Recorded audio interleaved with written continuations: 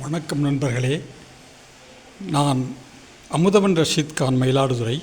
உங்களோடு சில செய்திகளை பகிர விரும்புகிறேன். நான் சமீபத்திலே ஒரு 2-3 ஆண்டுகளுக்கு முன்னால் சீர்காழியிலே ஒரு ஆய்வாளர், பெண் ஆய்வாளர் சுகுணா என்று கருதுகிறேன், அவர்கள் புல்லட்டிலே பயணித்தார்கள். அந்த காக்கி உடையோடு புல்லட்டில் போனார்கள். அதை பார்க்கும்போது மிகவும் மகிழ்ச்சியாகவும் மீண்டும் மீண்டும் பார்க்க வேண்டும், ரசிக்க வேண்டும் என்ற நோக்கமும் ஏற்பட்டது. ஏனென்றால் இந்த சீர்காழியிலே ஒரு 70களிலே ஒரு நிகழ்ச்சி நடந்தது. அங்கே ஒரு மாணவிகள் பள்ளிக்கூடம், உயர்நிலைப் பள்ளி ஒன்று இருந்தது. அதாவது ஷியாமலா அண்ணி மேல்நிலைப்பள்ளி, அப்போது உயர்நிலைப்பள்ளி என்று, மகளிர் உயர்நிலைப்பள்ளி என்று இருந்தது. அந்த பள்ளியிலே சுற்றுச்சுவர் இருந்தது.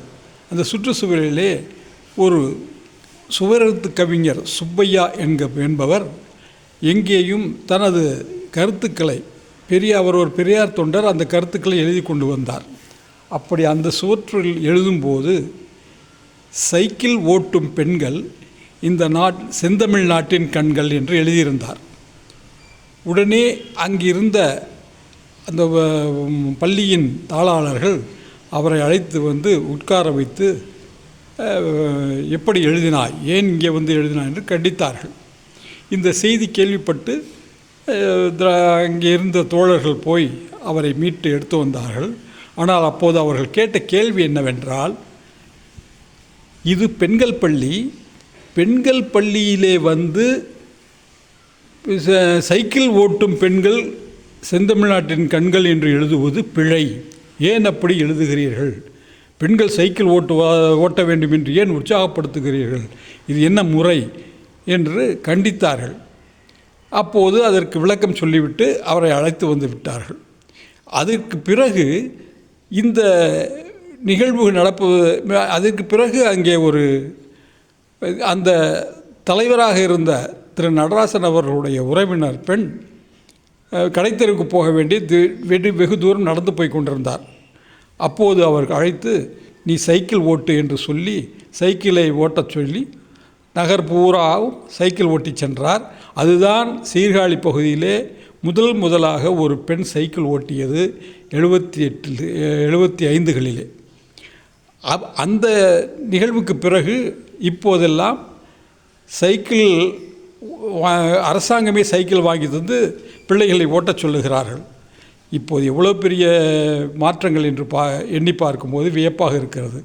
அந்த வகையிலே ஒரு புல்லட்டிலே ஒரு ஆய்வாளர், காவல் ஆய்வாளர் போனதை ரசிக்கும்போது மிகவும் மகிழ்ச்சியாக இருக்கிறது. இவ்வளவு பெரிய மாற்றங்கள் ஏற்படுவதற்கு இந்த இயக்கங்களும் தலைவர்களும் காரணமாக இருக்கிறார்கள். ஒரு உரை சொல்லியிருந்தார், புரட்சி தானாக உருவாகும், மாற்றங்கள் தானாக உருவாகும் என்பது ஒரு புறம். ஆனால் நாம் மருத்துவச்சியாக இருக்க வேண்டும், அதுதான் நம்மளுடைய பணி. அந்த குழந்தை பிறப்பதற்கான மருத்துவச்சி வேலையை நாம் செய்ய வேண்டும். அகப்புற சூழல்கள் தானாக வளரும் என்று சொல்லியிருந்தார்.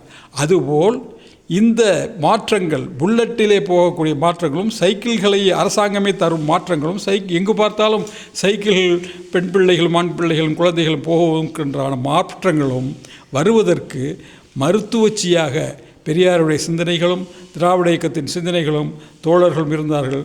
அதில் மிக முக்கியமாக அதை ஏற்படுத்தி கொடுத்தவர், உற்சாகப்படுத்தியவர் சுவரெழுத்து சுப்பையா என்ற ஒரு சராசரி மனிதன், பெரியார் தொண்டர் என்பதை கூறிக்கொண்டு இந்த செய்தியை முடித்துக் கொள்கிறேன். நன்றி, வணக்கம்.